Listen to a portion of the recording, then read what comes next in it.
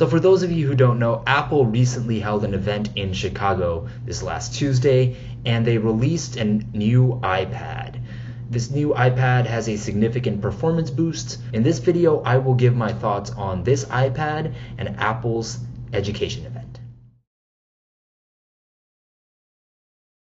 So the major features of this new iPad are the price and the performance that you're getting for that price. Starts at $329 for the 32GB base model. Schools can buy this device for only $299, which is a bargain considering that the iPad mini, which is even less powerful, starts at $399 if you buy it from Apple. As for performance, this new device comes with an Apple A10 Fusion chip. That is a quad-core chip.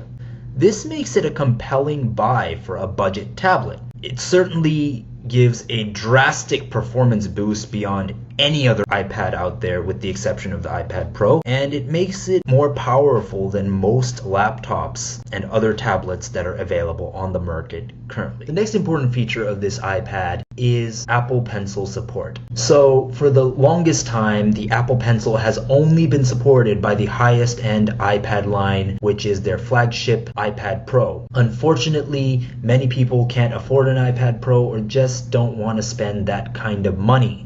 So for $329, you can now get Apple Pencil support. So one thing to note about this new iPad here is that Apple had to make some budget cuts in order to reach the $329 price tag for this device. The first cut that it made to this device was the screen. The screen is not a bad screen. In fact, it has a high resolution.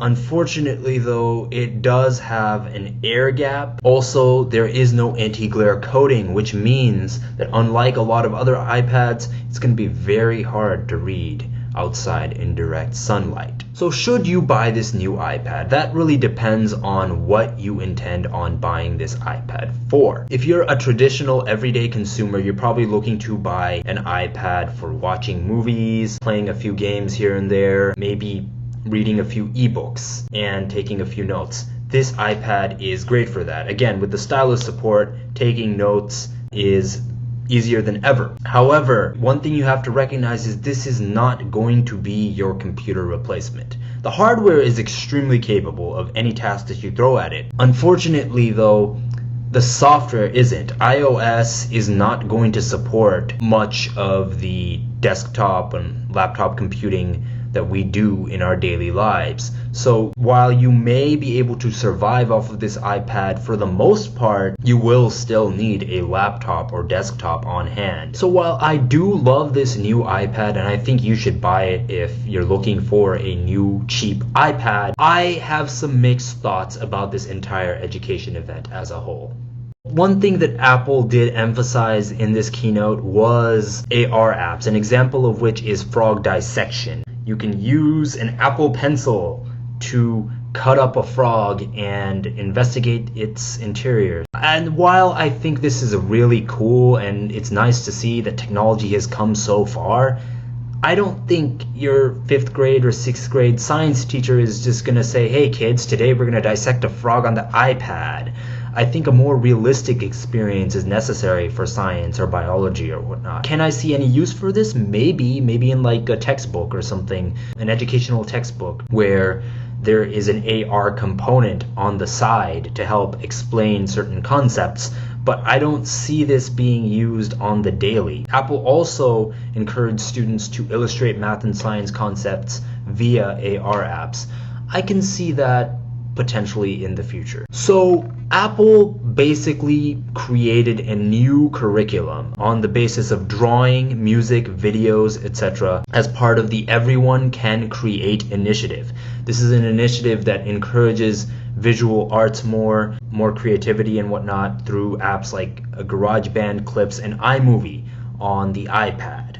And that's where I kind of fall off a little bit because it's on the iPad. The version of GarageBand on the iPad is nice. Clips, iMovie, they're all really nice apps, but I don't see myself using these apps that much on an iPad. I can see myself using these very much on my MacBook Pro, but on the iPad, I'm not really feeling it. So as such, I think that Apple would have been better off releasing a cheap MacBook for the education system. Another initiative that Apple participates in is Everyone Can Code. So Everyone Can Code involves a bunch of materials and resources that Apple has released, both for students and for anyone, that teach Swift, coding, etc. I think that this is a really nice initiative, but again, you're not going to be able to code on an iPad. There is no integrated development environment on the iPad. If you're going to create an iPad app, you're going to have to use a MacBook or some other form of laptop or desktop, which is why, again, I think that Apple should have released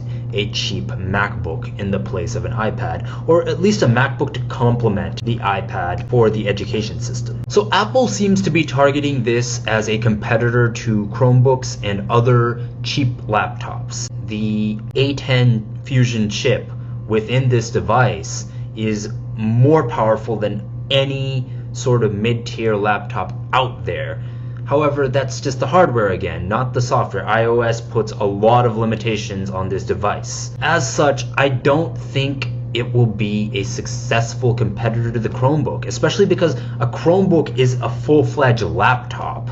It comes with a keyboard, it comes with a display. The iPad, it has a touchscreen display, and that's it. If you want to buy a keyboard, you're going to have to buy a Bluetooth keyboard. You're going to be spending about $50 to another $100 for a stylus. If you get the Apple Pencil, you'd be paying around $99. Logitech also is selling an alternative called Logitech Crayon that starts at $49. But again, while this is not necessarily the most expensive iPad, it is the cheapest iPad, but that doesn't make it a cheap device. Ultimately, with all the peripherals that you're going to have to buy, the price is going to get hiked up quite a bit. So that's it for this video, guys. Again, I have nothing against Apple. I think that they have created a very solid iPad. I just don't know if aiming it as the main device for educational institutions is a good idea, because iPads have not come that far yet. iOS has not come that far yet to a point where we can just replace our laptops and desktops. So I feel that Apple will do a better job next year if they release a low-cost MacBook